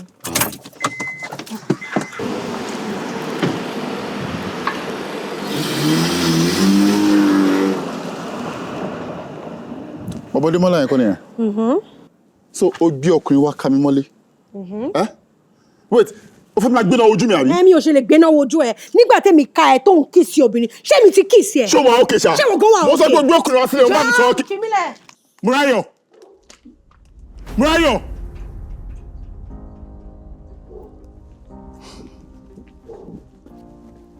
Madam, ojú yín ni mo ọ̀rá rí. Ìgbà tẹ́ pè mí ní pé wà nísàlẹ̀ ni mo tó believe yín. I know, I'm full of surprises. Kò sí nǹkan tí. Ẹ má bínú ní pé ọ́fíìsì wa yìí kéré o. No, it's okay. Ibi tá ti rọra manage. Kéré kẹ̀, ọ́fíìsì wo ló kéré? Pẹ̀lú nǹkan tí mo rí nísàlẹ̀ yẹn. What? Àwọn latest cast tí mo ti rí òun ló wà nísàlẹ̀. No, I'm super impressed. This is serious. Madam, ẹ tẹ̀ tí wàá rí nǹkan kan o. Ilé ló kéré jù nínú àwọn nǹkan tọ́lọ́run ṣe fún mi o. Tẹ́ bá dé showroom mi l'Abuja, ẹ máa mọ̀ ní pé okay, yes. Èmi náà máa gbà pẹ̀lú yín pé yes, very. Ilé kéré, ẹ má jẹ́ kó bá yín gbọ́ níta Mr. Ademola pé ilé kéré. Ẹni tó bá dé ibi báyìí, ó máa kí ajé kú kalẹ̀. What? Gbogbo ipò tí ẹ̀dá bá wà kéèyàn ṣáà máa dúpẹ́. Yes. Thank you, I appreciate. Ẹ jẹ́ ká fi ẹ́ kí wà ní jíjẹ kí ni mímu. I'm okay. I'm all right. No. Mo kàn ní pé kí n wá kí yín nígbà tẹ̀sán para yín òye. Lóòótọ́ ara mi ò yá ọ̀rẹ́ mi gan but ojú tí mo ń wo ìta ló máa rọ́mọbìnrin tó rẹwà tó báyìí tó máa tún ní pé òun sick. Mr. Ademola. To be honest with you, I'm perfectly fine now. I'm okay. Ara mi ti yá. Dàbẹ̀. Pẹ̀lú ojú tí mo ti ń wò yìí, ara mi ti yá. Èmi kàn ní pé kí n fi òkú kan payẹ méjì ni. Fọkàn payẹ méjì àzá o. Mo wá sí ra yìí ni mo wá ra birthday gift fẹ́yàn kan. Mo ní pé kí n yọjú sí yín. Pé wá sí birthday. Alẹ́ ní tó ń ṣe birthday. Ọmọ class Bolo àti fẹ́ ló ń ṣe birthday. Bolo àti fẹ́. Like ní àtìgbà tí ìṣẹ̀lẹ̀ yẹn ti ṣẹlẹ̀, ṣé Bolo àti fẹ́ kò kí ń béèrè nípa ọmọ ọ̀dọ́ yín ni? Like kéèyàn ní sí ẹni tó ti jọ ṣeré àná. Mr. Ademola, tí bá ní pé kò kí n béèrè lọ́wọ́ mi rọ́ ni mo pa wọ́n. Ṣé rí birthday tí mo fẹ́ lọ yìí wọn àti Ìyábọ̀ ló máa ń ṣe gbogbo nǹkan yìí ṣùgbọ́n mi ò ní choice kankan báyìí. Àwọn parents ọmọ tó ṣe birthday gan wọ́n ti fẹ́ pè mí pa pé dandan ọmọ gbọ́dọ̀ mú wá. Ṣé bí jẹ́jẹ́ mi ni mo jókòó Mr. Ademola? Jẹ́jẹ́ mi ni mo jókòó tó ní pé mo máa rí èmọ̀. Mo dẹ̀ ti rí èmọ̀ báyìí. It's fine. Ọlọ́run ò ní jẹ́ kí a rí èmọ̀. But madam, ẹ ṣe fi ọ̀rọ̀ yìí tó àwọn ọlọ́pàá létí. Ọlọ́pàá lẹ́kọ̀ọ́ sọ báyìí. Ẹjọ́ níbo ló gangan ló fẹ́ wá sí? Ṣé ti gbàgbé pé private number ló fi pè mí lọ́jọ́ yẹn ni? I don't have any evidence. I do not. Ẹ dẹ̀ máa wọ ọkọ mi náà kàn mí. Imagine nǹkan tó ń sọ lẹ́nu. Gbẹ̀rí lady yẹn jẹ́ o, kò lè ṣe nǹkan burúkú fóun, this and that. Like, I really don't know how I'm stuck with such a man. I don't know. But sorry to say, irú ọkọ wo gangan ni ẹni gangan? Báwo ni ọkùnrin ṣe lè máa sọ̀rọ̀ báyìí? Like, I'm so sorry. Ó dàbí pọ́kàn yín gan kò kí n ṣe responsible man. I'm so sorry. It's okay. I don't mean to ruin your day. No, it's alright. It's fine. Kí ni problem yìí? What is this? Please, can you move back? Have you forgotten I'm a married woman? Kí ni gbogbo eléyìí? Yes, of course, I know you are married, but there is nothing there. I just want to be your man. Oh, there's nothing there. I just want to be with you. Excuse like, me, Ejo, move. Kí ni gbogbo rubbish yìí? Ṣé nǹkan tí mo wá síbí wá ṣe lélẹ̀? I just wanted to be in between us. Morayo.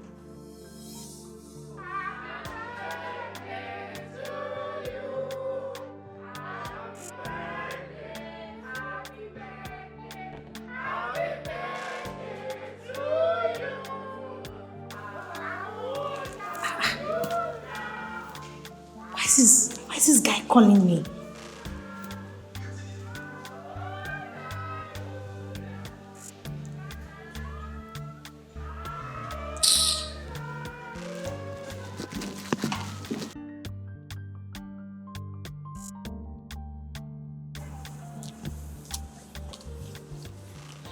Morayo, what's up? Oh, okay. Kí ló dé ojú ẹ̀ yìí àwọ̀. Go straight to the point. Kí ló fẹ́ sọ? Morayo, farabalẹ̀, o ní láti take care easy pẹ̀lú mi. Everything that is happening now is not my fault. I just have to be honest with you. Mi ní láti máa lọ síwájú lọ sẹ́yìn mọ́. Mo mọ̀ pé gbogbo bí mo ṣe ń pè ẹ́ ó ti pọ̀ jù bọ̀ kò kí n ṣẹjọ́ mi just because of the love I have for you. I can't do anything without you. Ìwọ lẹni tí ọkàn mi fẹ́. Please, Morayo, I'm begging you. I want you as my woman every day of my life. Can you stop? I'm a married woman, for goodness sake. Look at my finger. I'm married. Kí ni ẹ́sẹ̀ is marriage tí kò sí ìfẹ́ nínú ẹ̀? Ọkọ ẹ̀ ò nífẹ̀ẹ́ Morayo. Ìfẹ́ òtítọ́ ni mo ní sí ẹ. Mo fẹ́ jẹ́ kó feel nǹkan tó ń pè nífẹ̀ẹ́. You are the one I want. I want you as my woman. Bí mo ṣe wá ń rí ẹ one by one, mo fẹ́. Like I want you beside me day and night. Can you I am stop? ready to do everything. Can you stop this? Morayo, it's not my fault. Like, mo nífẹ̀ẹ́ ni, please. Please, like, I can't wait to be with you. I want you as my woman. Demola, please stop this. This is getting, is looking like obsession. Can you stop it? I don't want you to say it that way. Please, Morayo, I truly love you. Stop! Má jẹ́ kí nǹkan tó ṣẹlẹ̀ níjẹta tún repeat ara ẹ̀. I don't like it. Stop it. Morayo, we are outside. You are shouting on me. That's why we should just stop this. Because I'm a married woman. Please, I have a genuine love for you. Ẹ jẹ́ bá gbé mọ́tò yìí kúrò níbí báyìí. Truck yẹn fẹ́ kọjá. Ẹ jọ̀ọ́ mo bọ̀. Demola, máa rí ẹ later, jẹ́ kí n lọ bọ́. No, má jẹ́ kó jẹ́ pé nǹkan tó ń sọ ló. Mo ń bá yín sọ̀rọ̀ ẹ máa ní. Morayo. Ẹ wá gbé truck yín kúrò níbí báyìí. Báwo lẹ ṣe ń ṣe báyìí náà? Ṣé bẹ́ẹ̀ ti fọwọ́ tó mi tẹ́lẹ̀tẹ́lẹ̀? Lórí ọ̀rọ̀ obìnrin, lẹ jókòó sẹ́gbẹ̀ẹ́ títì láì ṣe abẹ́gi ọsàn. Ó yá wèrè inú lórí burúkú ni ẹ ni. Ọ̀gbẹ́ni wá kí ló ṣẹlẹ̀ ṣó ń pariwo mọ́ mi. Ó yẹ bá ẹ sọ lórí burúkú làwọn ẹbí ẹ ní mo dé ń sọ fún ẹ. Má máa lọ gbé gẹ̀ẹ́sì. Ṣé ti dá mi mú ni? Àwa má máa lọ ṣe gbogbo gẹ̀ẹ́kọ́ máa fi gún sáré àbálẹ̀. Ayé ẹ ṣe bàjẹ́. Ìwọ bá wo tó bá lọ ná. Mommy, where are you?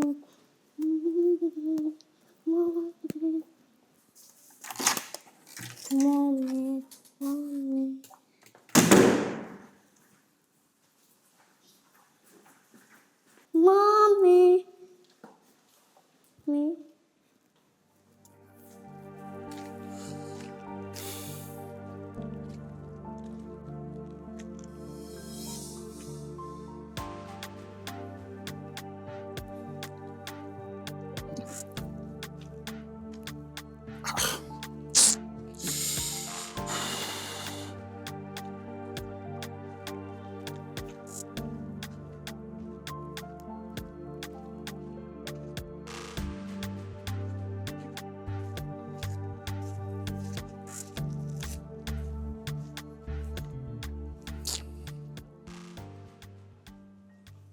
Hello, Morayo.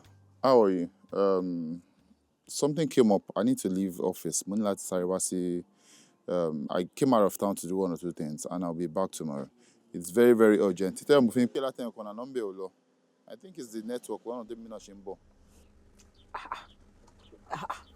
Kọ̀mí kọ́ lélẹ́yìí ni.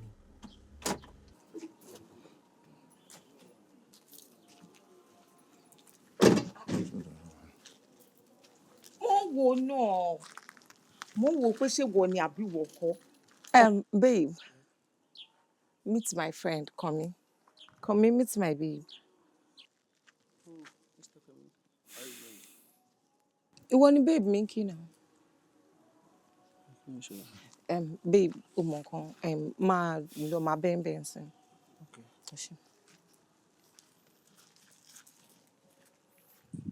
Kí ló dé tó wá ṣe báyẹn? Sade.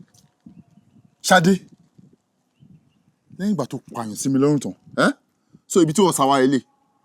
Irú ọ̀rọ̀ burúkú wo nìyẹn? Kí ló mean by pé mo pààyàn sí ẹ lọ́rùn? Ṣadé ọmọ ọ̀dọ̀ mi tó pánkọ́. Jọ̀ọ́ torí Ọlọ́run kí ni mo fẹ́ fi kú ọmọ ọ̀dọ̀ ẹ ṣe? Àtìgbà tí gbogbo nǹkan tó ṣẹlẹ̀ lèmi ti block ẹ dànù kúrò ní social media. Báwo mi fẹ́ mọ̀ nǹkan tó ń ṣẹlẹ̀ Ta ló wá pé ìyàwó mi? Olùbí ìyàwó mi ò sọ fún mi ni. She told me you called her. Wo sórí wo fárẹ̀ balẹ̀ o. Prank lásán ni o. Prank yẹn máa gbé ẹdẹ́wọ̀n. I promise you, prank tó ń sọ yìí, ó máa gbé ẹdẹ́wọ̀n. Kí ló mean by pé prank máa gbé mi dẹ́wọ̀n? So serious ni, ṣó ń ṣeré. Okay, ṣé mo ṣeré ni? Àbí? Kọ́ náà kàn mí wo mí náà kó sọ fún mi pé o mọ̀ pé mo lè ṣerú. Oh, really? Kò yé mi torí nǹkan tó ń sọ ìbáyìí sùn kò yé mi. Morayo, jọ Kànmí, ṣé o ti wá gbé Bólúwa ti fẹ́ ni? I sent you a voice note just now. I'm only more out of town. Something important came up. Mo rò kó ti wá pick ẹ ni. Ṣé bí wà tí Bólú lẹ́jọ́ lọ sí pátí tó lọ, ó sọ fún mi pé òun gbé Bólú lọ síbẹ̀ náà. What? Máa pè padà Kànmí, máa pè. Ha! Ibo ló mú mi wá? Bólú! Sade. Kenny. Where's my child? Ṣé kìí ṣe pé nǹkan mi ni? Ṣé wàá òkè ṣá? Mo ní ọmọ mi dà. Ó ti sọ ọmọ mi ló kàn sí àbí? Ọmọ mi ló kàn sí. Wá ẹ nídìí láti tẹsẹ̀ ilé bọ̀ kínní. Ok, ẹ pa àwọn àgbààgbà yín. Màá sọ fún ẹ pé ẹsẹ̀ lì yẹn ó máa gbé ẹdẹ wọn. Kí ló mean? Wọ́n tún ti mú kàn mí náà. Jesus! Let me tell you something. Let me tell you something. Sori ẹ̀wọ̀n ló wá kú sí. Kàn mí? Láti bí. Ara àdúgbò ẹgbẹ́ o, kó tó faṣọ yẹn mo mà dáràn. Máa fún ẹgbàá tí. Ṣé ìdáhùn sí ìbéèrè mi nìyẹn? I'm asking you for the last time. Kí ló mọ̀ nípa ọmọ tó jí gbé àti ọmọ ọ̀dọ̀ tán pa? Ẹ jọ̀ọ́ kí ni mo fẹ́ mọ̀ nípa ẹ̀? Gbogbo ìgbà tèmi àti Kànmí fẹ́ra wa kó fìgbà kan hùwà búburú sí mi àbí kó ṣàìdá àkọ́kọ́ sí mi. Ẹ jọ̀ọ́ kí ni mo wá fẹ́ jí ọmọ ẹ̀gbé sí àbí tí mo fẹ́ pa ọmọ ọ̀dọ̀ ẹ̀? Right. Kóbìnrin bímọ fún nìyẹn ò ní kó má pa ni. I know you people so well. You can do anything. Èmi ò kì í ṣèyàn bẹ́ẹ̀ o. Kànmí fúnra rẹ̀ gan mọ̀ pé bí mo ṣe wà mi ò lè jẹ kankan tán. The funny thing is, I figured you are in your 30s. Never been married? Oh, dẹ̀ tí ìbímọ rí. Do you want to spend the rest of your life in jail? Ọlọ́run ní jẹ́ kémi rírú ẹ̀. Kí ni mo ṣe? Èmi ò wá jail. Kí ni mo fẹ́ spend the rest of my life in jail? Máa lẹ̀ mọ́ mi Ọlọ́run ò ní jẹ́ o. I reject it in Jesus' name. Ẹ wàá lẹ̀ mọ́ ẹ, ṣùgbọ́n ọwọ́ ẹ ló wà. Ìwọ tó lè snap contact ìyàwó ìyàwó. Ṣé ìwọ yẹn ló lè snap picture ọmọ ọlọ́mọ tó máa send ẹ̀ sáwọn kidnappers? Ẹ wo Ọlọ́run ọba. Prank lásán la ṣe fún ìyàwó ẹ o. Prank ni o.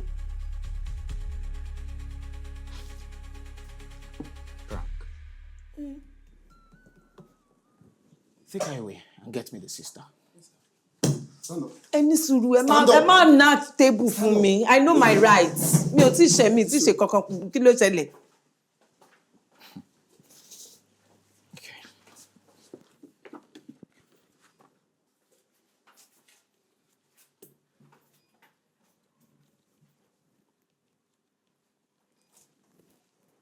Please, can I get a bottle of water?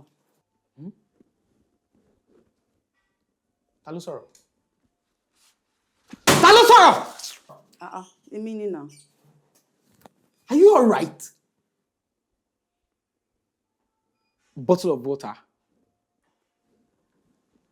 Do you think we are doing skit here? This is a matter of life and death. You're asking for table water. I'm just thirsty and I need something to drink. Ó dà pé ọpọlọ ẹ ó ti ń yòrò, ó ti ń yọ. Wọ́n lè máa ń ṣe prank àbí? Oh yeah, give me your TikTok handle. What does that have to do with this? Sherry, mo fún nǹkan tá a ṣe ò dáa. But àti Olakanmi Bakare yìí rárá. Kò dé sí nǹkan tó kàn wá pé ọmọ wọn lọ síbi birthday party kankan. Ṣùgbọ́n ẹ̀gbọ́n ẹ̀ ó lọ sí ọ́fíìsì Mr. Bakare láti lọ threaten ẹ̀. Telling him that wọ́n máa ṣe wèrè fún. Do you know what that means? I don't know anything, no. See, you're a uniform person. I'm also a uniform person because I'm currently serving my country right now and I know my rights. Wow. NYSC. Of course. You must be out of your sense. Sade àti àbúrò ẹ̀ ò ní anything ṣe pẹ̀lú disappearance ọmọ yín torí alibi wọn solid gan. Wọ́n wá ń fi àsìkò ìdá yín lójú. a máa rí ọmọ yín. Ìjọ́ wo gan-an lẹ máa rọ́mọ mi? Very soon, madam. Very soon. Meanwhile, nǹkan kan wà tí ó rú wa lójú díẹ̀ nínú investigation wa. Ibi tí wọ́n ti ṣe party, ìwádìí fi yé wa wípé kò sí bí ọmọ kékeré ṣe fẹ́ jáde nínú bẹ́ẹ̀ kí anybody marry, pàápàá jùlọ at least one adult. Madam ẹ má bínú, báwo ni ẹ ṣe ṣe tí ẹ fi rí ọmọ yẹn nígbà tó jáde? The only time tójú mi fi kúrò lára ẹ̀ náà ni ìgbà tí mo lọ make a phone call níta. Just one call, just few minutes. No, that's the only time tójú mi kúrò lára ẹ̀. Interesting. Ta ló pè yín ní time yẹn? Ṣé ẹ lè sọ ẹni yẹn fún wa? Ọ̀rẹ́ mi ló pè mí. Bí ìṣẹ́jú mélòó lẹ fi jọ sọ̀rọ̀? Àti pé kí lẹ jọ ń sọ lórí fóònù nígbà yẹn? Officer, is this an interrogation or something? Because I really don't understand this question. Please, can you shut it? I'm not talking to you. I'm talking to you. So shut up. Komi, please let me talk. Emo nǹkan. We're just trying to piece the whole thing together so that ó máa lè make sense sí ẹ̀yin àti àwa fúnra wa. A fi ọ̀rọ̀ wá ẹni tí ọmọ ẹ̀ ṣe birthday níjọ́ yẹn lẹ́nu wò. Wọ́n dẹ̀ sọ fún wa wípé there was a time tí ẹ jáde lọ bá ọkùnrin kan sọ̀rọ̀. I don't understand this. Oh, really? No, officer, what are you trying to say here? Are you saying pé mo kàn mọ́mọ́ sọ ọmọ mi nù because kò yé mi ní gbogbo nǹkan tẹ́ ẹ̀ sọ ń bí báyìí? Absolutely not. Rárá. A lè sọ pé ẹ mọ̀. So then do your job. Find my child for me. I don't understand this. Rubbish. Morayo. My BASHIR, you understand? If anything comes up, you can go. Sí wàhálà. Ẹ ṣé gan. Ẹ ṣé. We would make sure pé a fi ojú bá ọrùn títí tọ́mọ yín fi padà sọ́dọ̀ yín. Thank you very much for coming out. Mr. Ademola, ṣé mo mú material wá bí kílẹ̀ fẹ́? Madam, kò ṣe nǹkan tí mo bá wá ní àmì. Ṣé máa mú mi?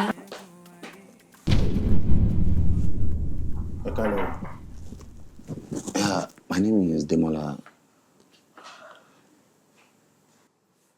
Ṣé mi ò ti sọ fún ọ̀rọ̀ boy that I don't want you around my wife, my life, my area, or anything that has to do with me? Uncle, take it easy. Kí ni mo tún ṣe nísìnyí? Come relax. I should relax. Calm down. Can you take it easy? Nínú ilé mi. What are you doing here? Kí ló wá ṣe mí? Mo kàn wá kíyàwó yín. Kí fún kí ni? Kí ló ṣe tó wá kí? Kí ló ṣe? Oh yeah, tell me. Kí ló ṣe?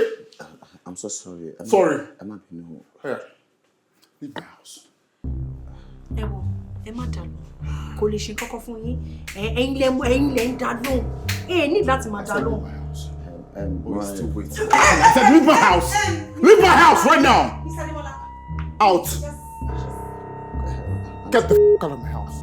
So next time I see you in my house or this premises, I'll get you arrested. I'm so sorry. Not today. I'm so sorry. What is wrong with you? This is what you want to do now, right? What do you mean? This is what it has resulted to, right?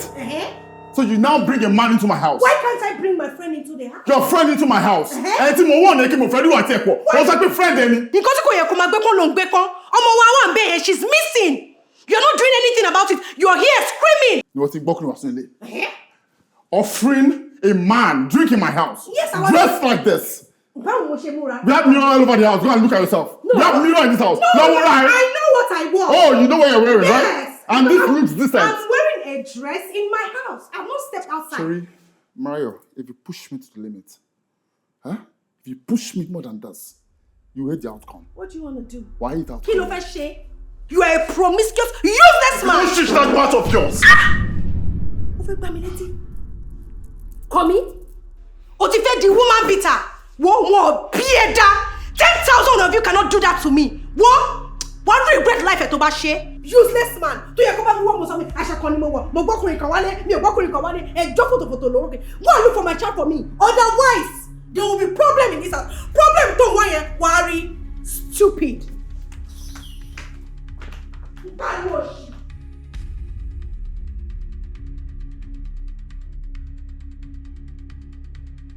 Stop it now. Kí ni gbogbo eléyìí now? It's been days. Oh.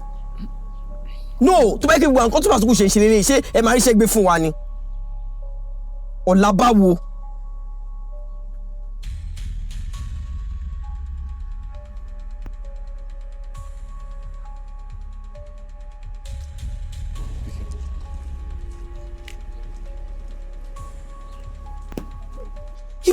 Kí ni iṣẹ́ wò lè lè báyìí mo àti dáràn torí Ọlọ́run kí ni gbogbo rádaràda yìí báyìí sí?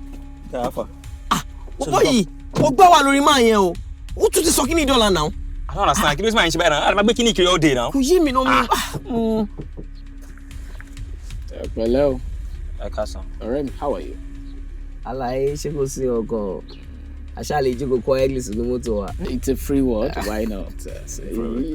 Ọ̀rẹ́ mi, ìwọ drop nǹkan bẹ̀ yẹn, ó drop ẹ̀ sílẹ̀ lẹ́mẹ̀ yẹn, ó dẹ̀ pick ẹ̀, kí ló ń ṣẹlẹ̀? Ọlọ́pàá, you just said it's a free word, so mi ò sure pé there's any reason tí o tó máa sọ fún mi pé mo lè drop debt tí mi ò ní ìgbọ̀n sílẹ̀ lẹ̀. Àbí ẹ rò pé yahoo boy ni wà ni? Kí ló wí? Àwọn ò ń ṣe yahoo boy o. Ẹ̀yin SARS dé nìyẹn pẹ̀lú profile yín o. SARS ṣe ń SARS, lórí yín ṣe ń SARS náà, kí ló ṣẹlẹ̀? Ọ̀hámùdégò, can we leave here? Get down. Off the car. Sir? I'll try not to share anything. Look behind. Off your car and come and open the boot for me.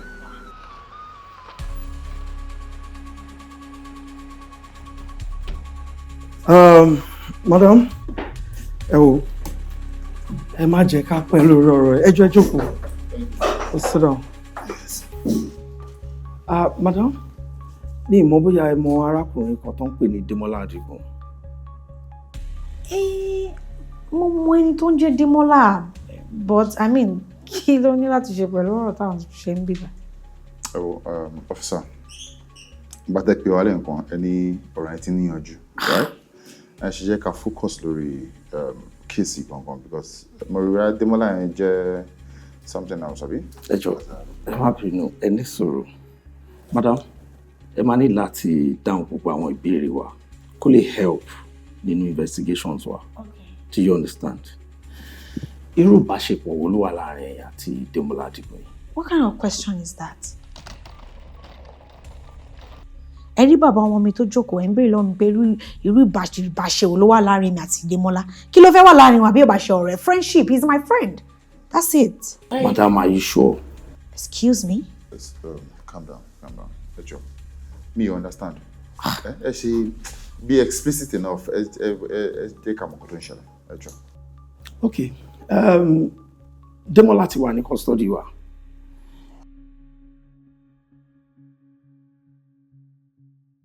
Investigation jẹ́ kí a mọ̀ wípé òun àti ìyàwó yín wọ́n fẹ́ra wọn. That's a big lie. Please do your findings well. That is a big lie. What? No? I knew it. No, you knew what? I knew it. That's not possible. I knew. Sherry, enter so yìí. Mo kò fẹ́ sọ̀rọ̀ ni. Enter so yìí sìn. Òun àti ìyàwó mi close gan. Bí ìṣọ̀run ni wọ́n. I want to get this miserable useless person. He is Báwo ni gbọ́? He's your friend. He's in custody now. Lọ́jọ́ ní custody tó wà. Ẹ jọ̀ọ́. Idiot. Ẹ jọ̀ọ́. Ẹ jẹ́ ká ní sùúrù. There are things that you people really need to understand. Okay. Nígbà tí a mú Mr. Démọ́lá, tá a dẹ̀ interrogate wọn, wọ́n jẹ́ ká mọ̀ wípé ìfẹ́ tó wà láàárín àwọn ìdíwọ́ kan péré ló wà ńbẹ̀, which is ọmọ tẹ̀bí. Ṣùgbọ́n ṣé o fi tẹ́ ẹ gbọ́? Hindrance ọmọ yẹn jẹ́. I'm lost. You are lost. You'll be found. You are lost, àbí? Nǹkan náà sọ, o pretend ẹ pé o mọ mí nìkan náà sọ, right? Come, stop screaming at me. Stop screaming at me because this guy is my friend. I had nothing to do with him. Hold on. Yes.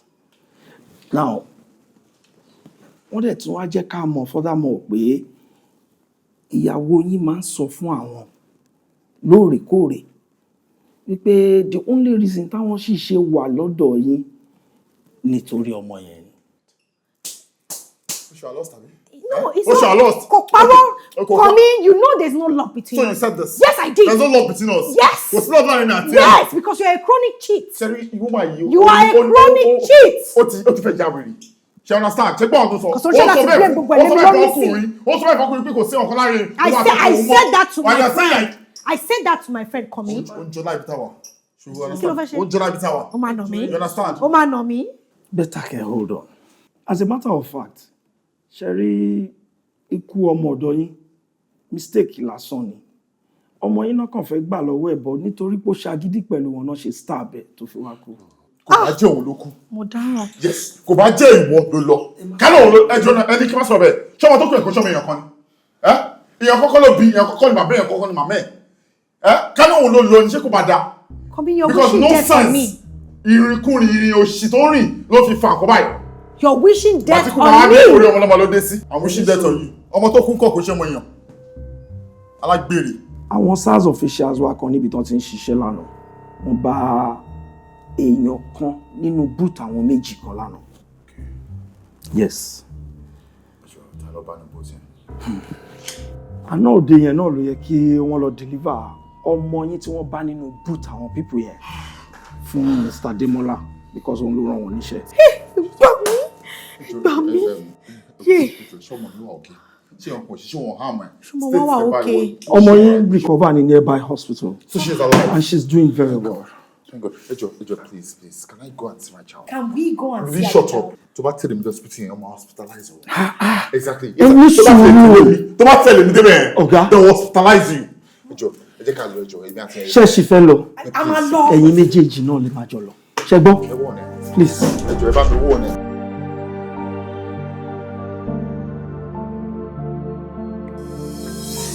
Efiniwa kò ṣe mú pamọ́, ìwà ẹ̀dá ni ó ṣèdájọ́ ẹ̀dá.